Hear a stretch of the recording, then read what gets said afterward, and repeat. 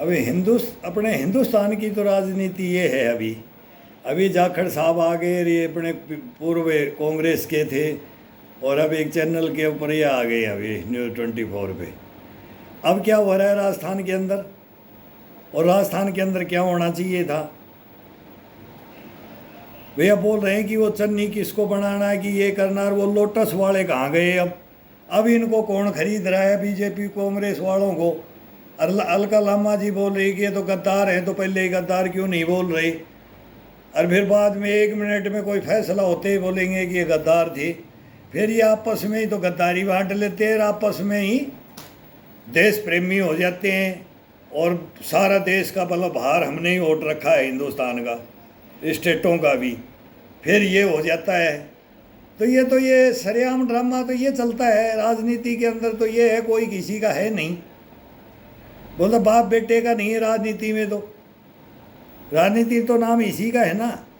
लेकिन उसके अंदर ये खरीद फरोख्त की ये बातें आती है ना। तो अब वो केजरीवाल साहब की पार्टी तो एक ही मुद्दा, वो चोर पकड़ा जाए तो वो एक दूसरे को ही चोर घोषित करने लग जाते हैं। फिर चोर चोर में शेर भाई।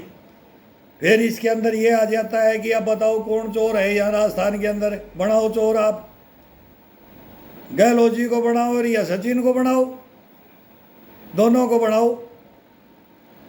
कौन सा चोर है बताओ, पहले ही बता दो। तो कांग्रेस पार्टी भी खुद अपने आदमियों को चोर बोल देती है। विपक्ष बोलते हैं कि ये खरीद ले गए इतने इतने करोड़ में। और कहानियाँ क्या बनती हैं। तो गोवा में भी बोला कि इतने में वो खरीद लिए, वो गद्दार थे, वो चोर थे। फिर पार्टियां तो बोला कांग्रेस में से निकल के गए हैं। शुरू से कांग्रेस को उठा लो। गांधी जी ने बोला था कि कांग्रेस आज़ाद होते इसका कोई मकसद नहीं रहा। सुभाष चंद्र बोस मेन थे, वो निकल गए तो सहमति से तो फिर अब तक गुलाम नबी आज़ाद, ज्योतिरादित्य सिंधिया, ये दोनों सचिन पायलट ये आए थे। तो मगर भाई 2 बेटे हिंदुस्तान के आ गए यार, राजकुमारों के लड़के हैं, ये भी इनके भी मानने हुए थे। हमारा तो कैंप बधेरिया मोड़ में सचिन के कोठे राजेश पायलट की कोठी में नहाने जाते थे, पानी भी नहीं मिलता था सुबह सुबह। हमारा एक ट्यूबवेल था, एक इनका था। हमारे कैंप के पीछे मकान बना रही थी उस जमाने में। अब सचिन पायलट का पापा बना रहा है, ये बच्चा था वहाँ। और निखर के आए, फिर पढ़ के आए। हमने कुल्लू मनाली इनकी ड्यूटियाँ की, फिर इनकी सभी की ड्यूटियाँ की। तो अमरिंदर सिंह के साथ ये फिर बोलते राहुल और सचिन और ज्योतिरादित्य सारे ही आ गए, और हम सारों के नोट बांटने चले गए। हम तो ये बोलते हैं कि तुम्हारे नोट भी हम ही बांटते हैं। तुम हमारे सैनिकों को यही बोलते हो ना कि ये बलात्कारी हैं, तो नोट भी सेना के पास ही बंटवाते हो। तो फिर तुम हिंदुस्तान के क्या नेता बनोगे? क्या नेता हो फिर? और फिर लड़ाइयाँ तुम्हारी निकलती हैं कहाँ?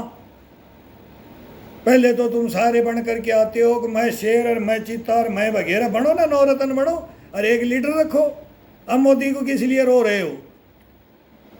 वो हिटलर तो एक ही रहेगा बोलते हो, वो आपका भी हिटलर रहेगा, और वो हम पार्टियों का हम उसको भी मानेंगे। अरे वो दूसरी पार्टी का भी, लेकिन काम तो सही कर लो।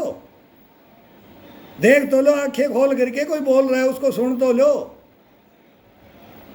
ये सुनेगा कौन? सुनाने वाले रोते रहते हैं। सच्चे आदमी रोएगा, उसकी कोई नहीं सुनेगा।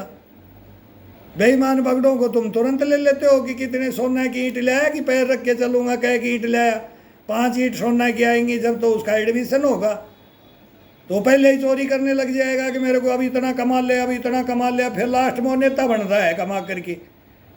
फिर वो अरबपति खरबपति बनना चाहता है। फिर वो बोलते हैं अडानी अंबानी को गाली देने लग जाते हो, तो उसमें उसके मुकाबला करने लग जाते हो। अब वहाँ तक पहुँचाओ, ये मेरा आदमी है तो पहुँचाओ, आँख बंद कर लो, पहुँच जाते हैं। और पहुँचाए हैं बहुत हिंदुस्तान में, किसको नहीं पता है? अब जनता मूर्ख तो रही नहीं। हिंदुस्तान की जनता मानस पटल पे मूर्ख नहीं रही है। जो तुम अपने अपने पाड़ के ना ये अब भी ब्लेम लगा रहे हो, तो पहले भी लगाते थे, लगता है और करते भी हैं। सच्चाई है। तो पक्ष में रहते खुद सत्ताधारी रहेगा, वो नहीं बोलेगा। विपक्ष में आते ही वो लठ लेके खड़ा हो जाएगा उसके पीछे।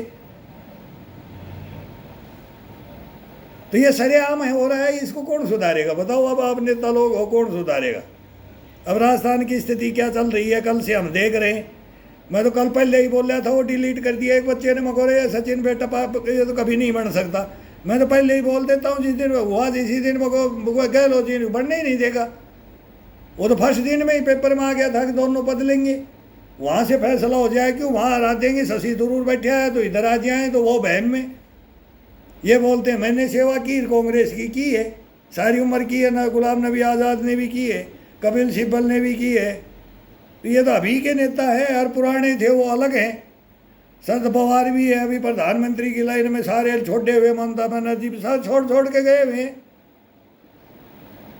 तो शीर्ष नेतृत्व एक नहीं होगा, जैसे दबंग, वो देश के लिए भी फायदा रहेगा और हिंदुस्तान के भी। और ये पब्लिक को समझना चाहिए, राजा एक रखो, प्रजा उसके अंडर में चले।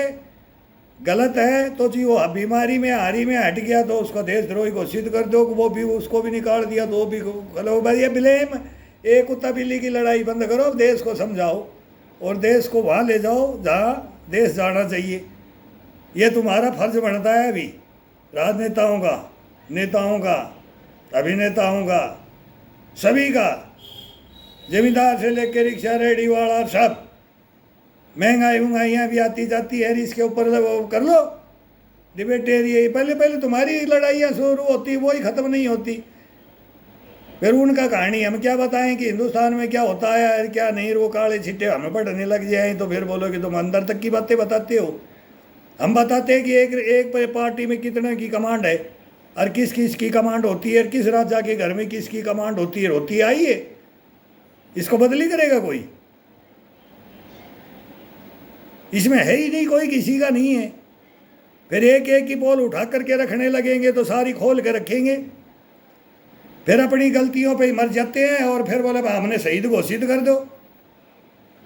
और जो असली शहीद है वो रो रहे हैं बैठ करके, हम जिंदे शहीद सैनिक बैठे हैं हिंदुस्तान के सामने सच्चे,